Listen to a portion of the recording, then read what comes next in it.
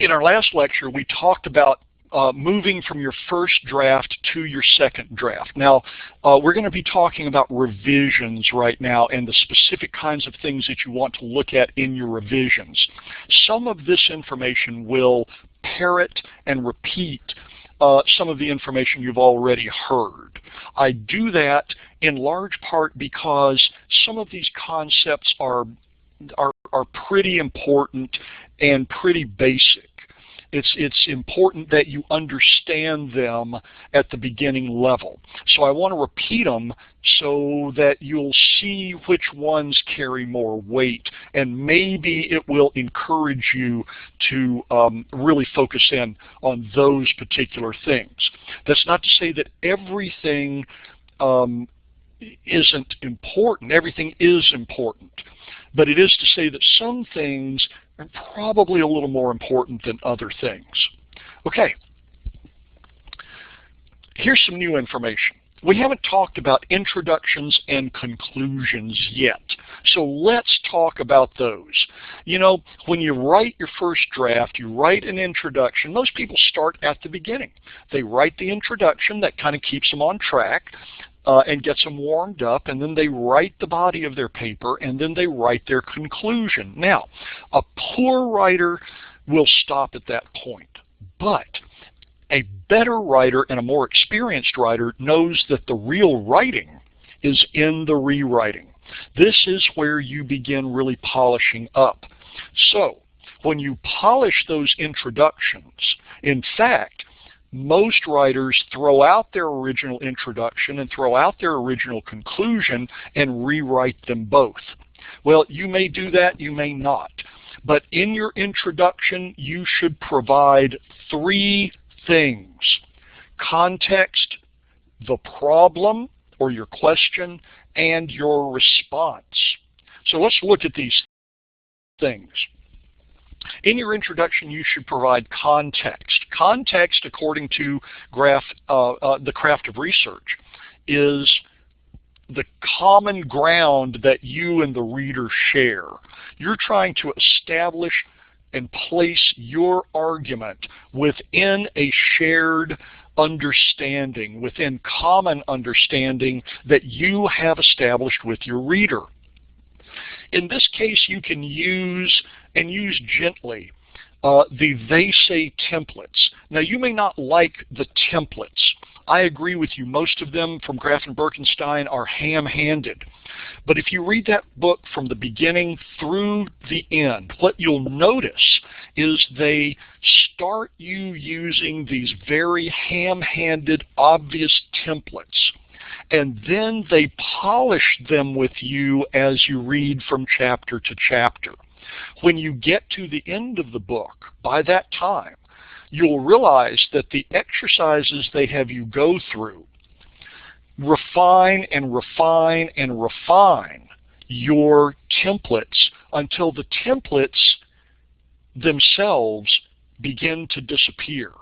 And you're left with the idea of the template and a changed attitude toward clear speaking and clear writing. So use those they say templates. If you don't really like them, polish them up, but leave the concept in.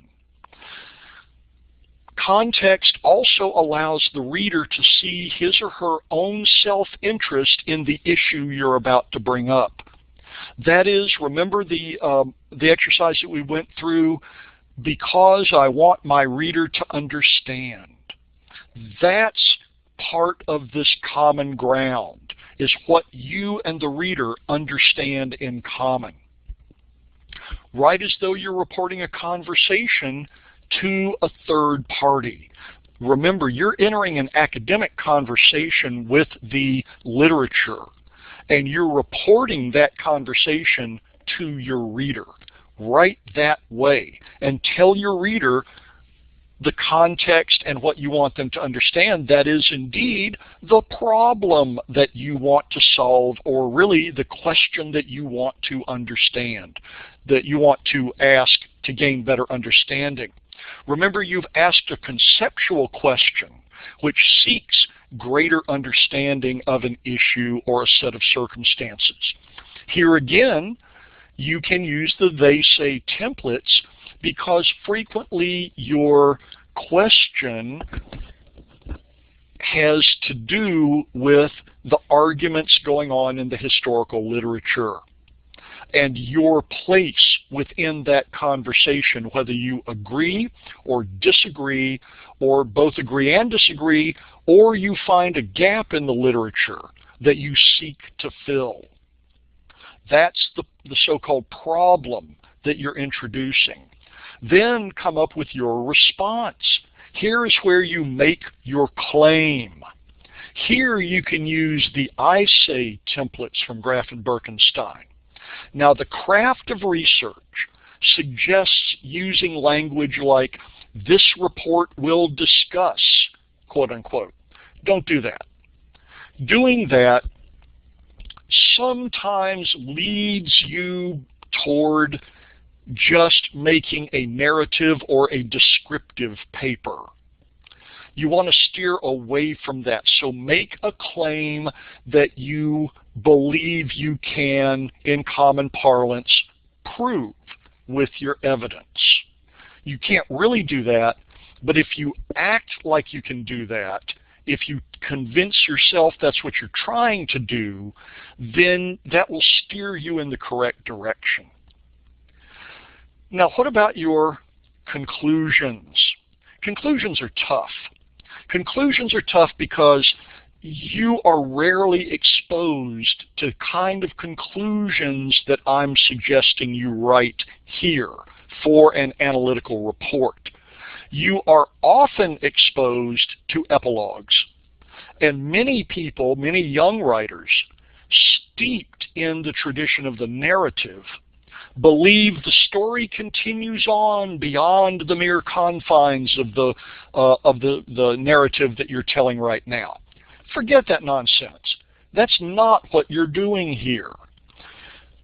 You are, in your conclusion, summarizing your research and your arguments. You are offering your interpretations. You are restating your claim. And you're tying those loose ends together so that you can tell the reader how your evidence and reasons support your claim. Why is your claim true? That's what you bring together in your conclusion. That means your conclusion might have to be more than one paragraph.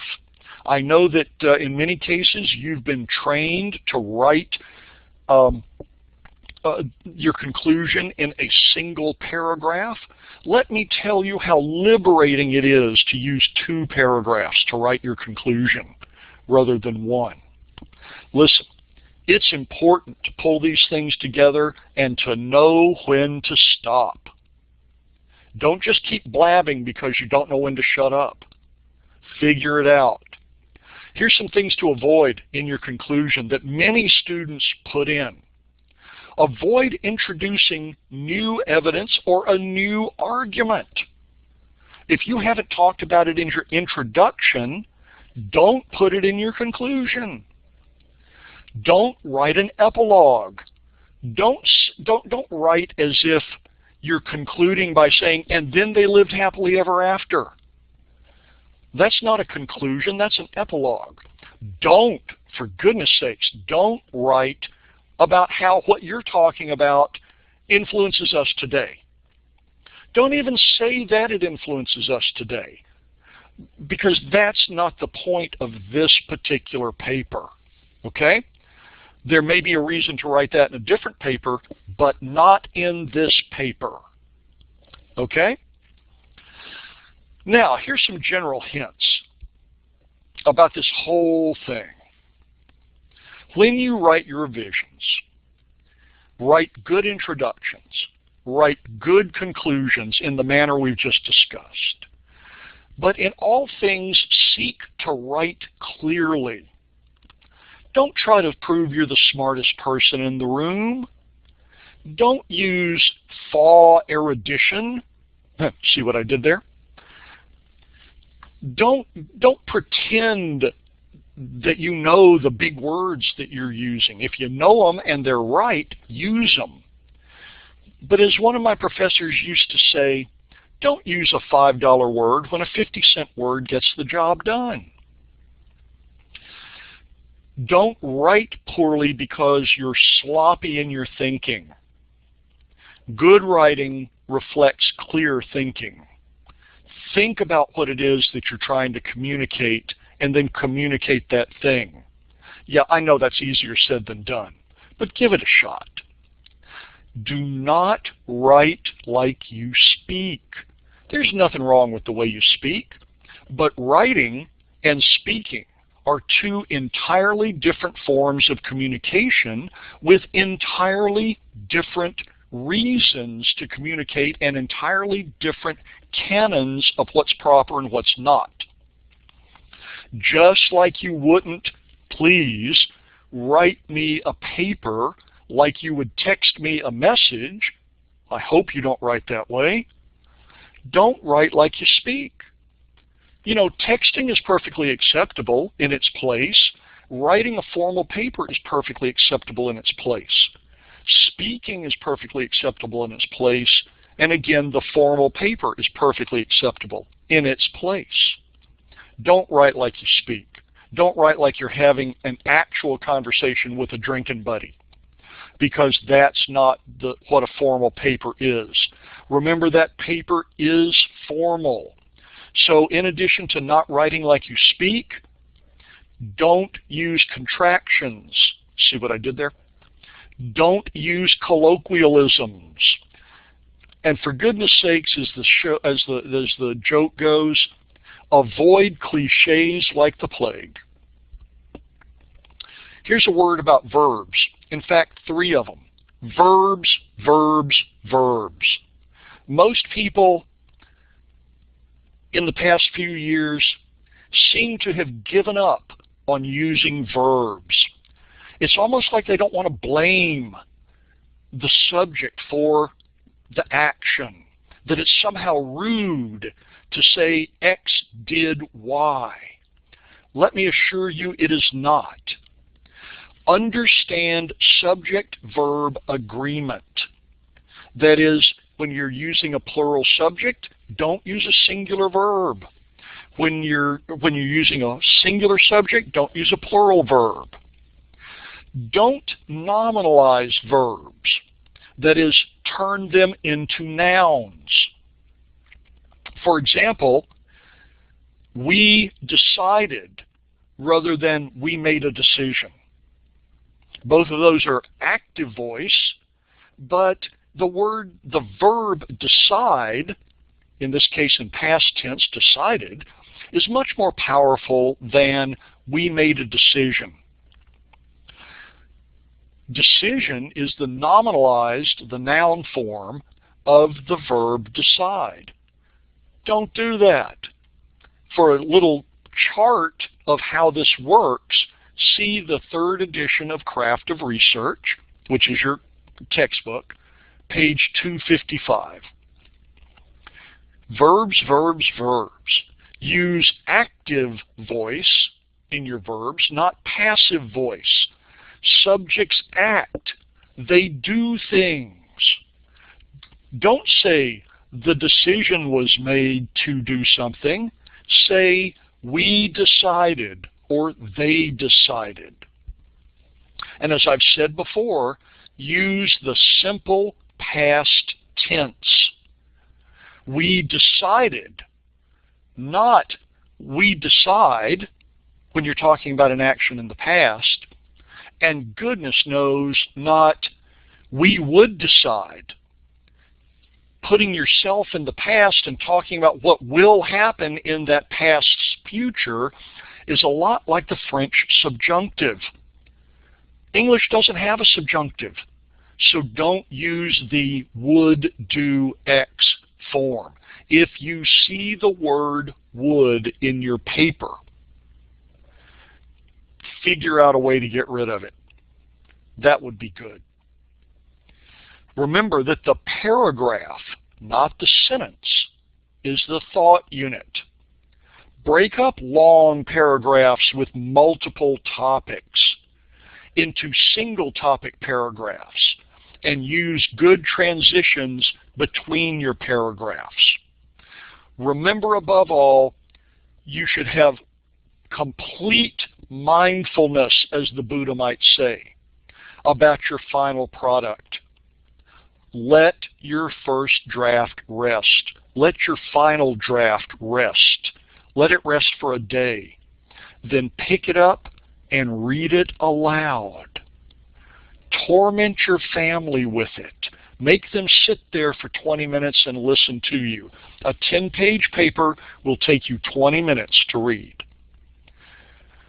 Look at the expression on their faces when you get to places. They will let you know what is clear and what is unclear by the way they look.